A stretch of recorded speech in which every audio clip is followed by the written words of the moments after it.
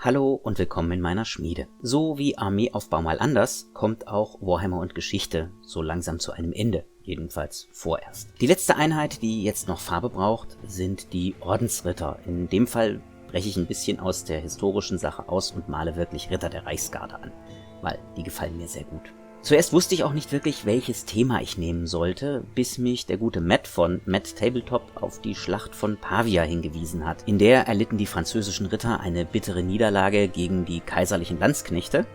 Und so schließt sich in gewisser Weise auch der Kreis dieser Videoreihe. Was mit Landsknechten begann, endet nun auch wieder mit ihrer Teilnahme.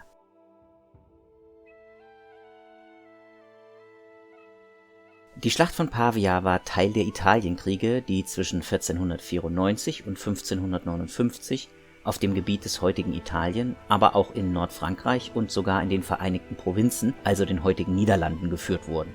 Es ist vor allem der Kampf der Häuser Habsburg und Valois um die Vorherrschaft in Europa, an dem auch fast alle italienischen Staaten und sogar das Osmanische Reich beteiligt waren. Ihren Anfang nahmen die Kriege im dynastischen Konflikt der Häuser Valois und Aragon über das Königreich Neapel.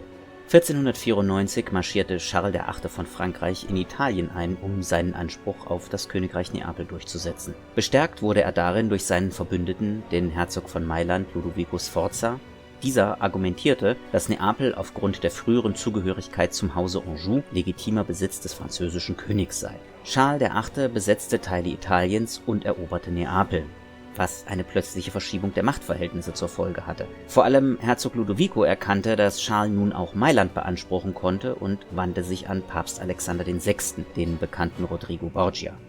Der gründete die Liga von Venedig. Dieser heiligen Liga gehörten neben dem Kirchenstaat natürlich Venedig an, das sagt ja der Name, Ludovico Sforza als Herzog von Mailand, das Haus Aragon und das Heilige Römische Reich deutscher Nation.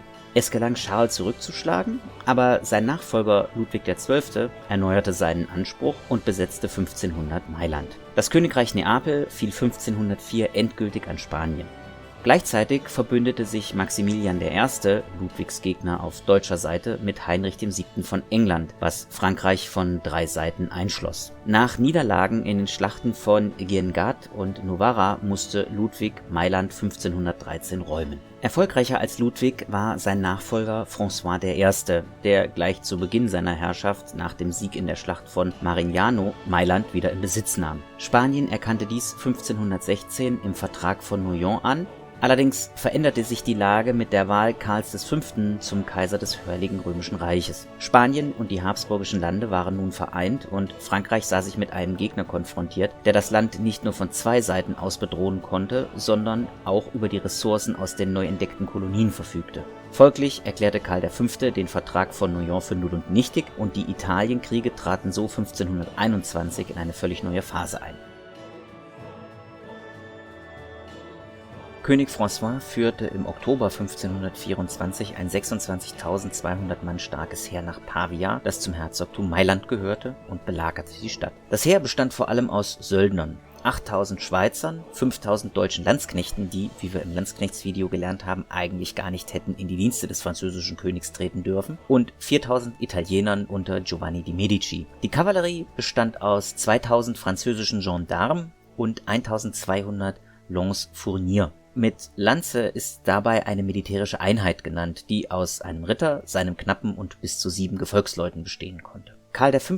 entsandte ebenfalls ein fast gleich starkes Heer unter dem Kommando des Flamen Charles de Lamois, Vizekönig von Neapel, und dem französischen Abtrünnigen Charles III., Herzog von Bourbon. Diese beiden befehligten natürlich die Kavallerie, die aus 1500 Rittern und 800 Lanzen bestand. Die Infanterie, 12.000 Landsknechte, 5.000 Spanier und 3.000 Italiener, stand unter dem Befehl des Marquis von Pescara und Georgs von Frundsberg, der ja auch Vater der Landsknechte genannt wurde. Zu diesen insgesamt 22.300 Mann kam noch die Garnison Pavias mit 5.000 deutschen Landsknechten und 1.000 Spaniern, befehligt von Antonio de Leyva. Der Belagerungsring um Pavia wurde am 2. November 1524 geschlossen. Was folgten, waren Artilleriebeschuss und Scharmützel, und bis Mitte November waren mehrere Breschen in die Mauern Pavias geschlagen worden. Am 21. November versuchte François, die Stadt durch 2 Breschen stürmen zu lassen, seine Truppen wurden aber unter schweren Verlusten zurückgeschlagen. Regen und Mangel an Schießpulver führten dazu, dass beschlossen wurde, die Stadt auszuhungern. Im Dezember landete ein spanisches Heer unter Hugo de Moncada bei Genua. François entsandte eine Armee unter Michele Antonio del Vasto, dem Marquis von Saluzzo, um die Spanier abzufangen. Im Angesicht der französischen Truppen und einer Flotte unter Andrea Doria und ohne eigene Marineunterstützung blieb Hugo de Moncada nichts anderes übrig, als zu kapitulieren. Im Anschluss unterzeichnete König François ein Abkommen mit Papst Clemens VII. Dieser versprach darin, Karl V. nicht zu unterstützen, und erhielt dafür französische Hilfe bei der Eroberung Neapels. Gegen den Rat seiner Befehlshaber entsandte François eine Streitmacht unter dem Befehl John Stuarts, des Herzogs von Albany, einem Schotten in französischen Diensten, nach Süden. Charles de Lannoy versuchte ihn abzufangen, wurde aber bei Fiorenzuola von der Bande Nere Giovanni Medicis geschlagen. Lannoy zog sich nach Lodi zurück. Medici zog nach Pavia mit Nachschub für die französischen Streitkräfte, vor allem Pulver und Munition. Allerdings verlor die Armee zur selben Zeit 5000 Schweizer Söldner, die kehrten in ihre Heimat zurück, weil ihre Kantone von deutschen Landsknechten geplündert wurden. Im Januar 1525 traf Georg von Frundsberg mit 15.000 Landsknechten aus dem Heiligen Römischen Reich ein, und die Kaiserlichen gingen in die Offensive. Der Marquis von Pescara eroberte den französischen Stützpunkt bei Sant'Angelo Lomelia, was die Kommunikation zwischen Mailand und Pavia unterbrach, während ein zweites Landsknechtsheer Belgioso besetzte. Am 2. Februar war Lannoy nur noch wenige Meilen von Pavia entfernt. Der Großteil der französischen Armee war im ummauerten Mirabeau-Park stationiert, der außerhalb der Stadtmauern lag. Somit stand die französische Armee zwischen den Belagerten und dem Entsatzheer. Während des gesamten Februar kam es zu Scharmützeln und Ausfällen der Belagerten. Giovanni de' Medici wurde dabei schwer verwundet und zog sich mit seinen Truppen nach Piacenza zurück. Das zwang François I. dazu, einen Großteil der Garnison Mailands zur Unterstützung nach Pavia zu verlegen. Am 21. Februar beschlossen die kaiserlichen Feldherren, deren Versorgung zur Neige ging und die glaubten, dass das französische Heer größer als ihres wäre, Schloss Mirabello im Park anzugreifen, weil man dort das französische Hauptquartier vermutete, um so die Franzosen moralisch so weit zu schwächen, dass ein sicherer Rückzug möglich wäre. An dieser Stelle ein kurzer Einschub. Die Uhrzeiten, die ich jetzt nennen werde, habe ich von Angus Constam übernommen aus Pavia 1525, The Climax of the Italian Wars von Osprey Publishing.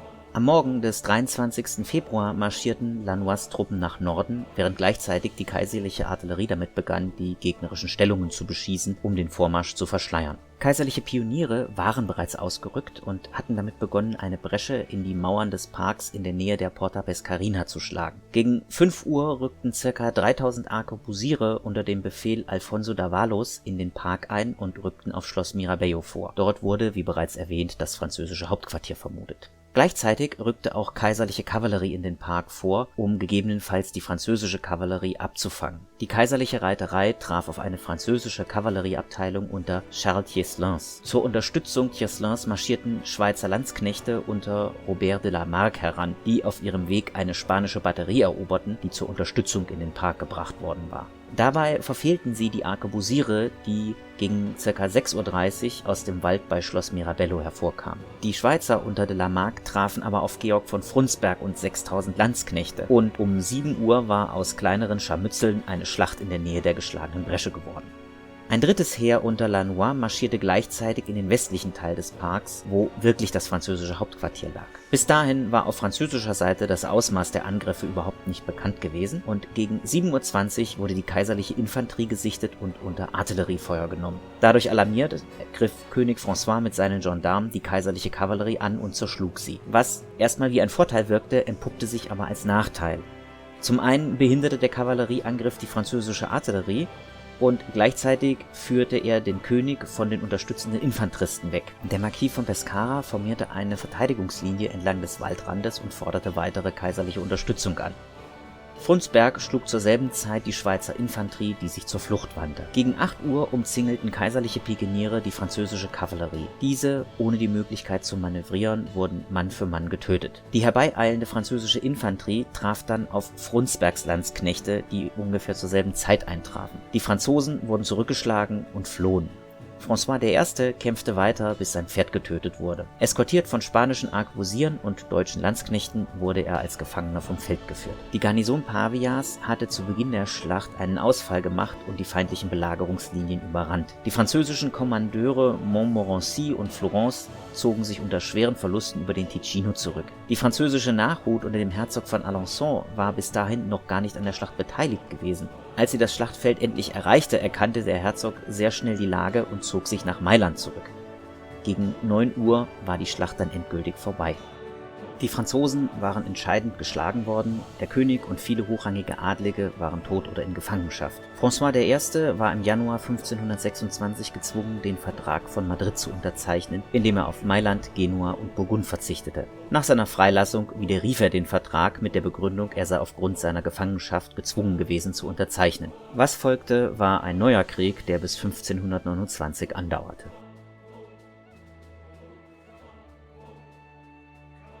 Mit dem beginnenden Krieg der Liga von Armagnac endet dann dieses Video hier, genauso wie die Reihe Warhammer und Geschichte.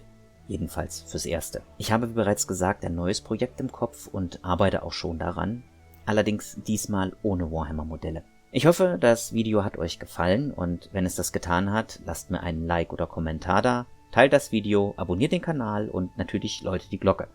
Eben alles, was ihr so von YouTube kennt und bis bald in meiner Schmiede.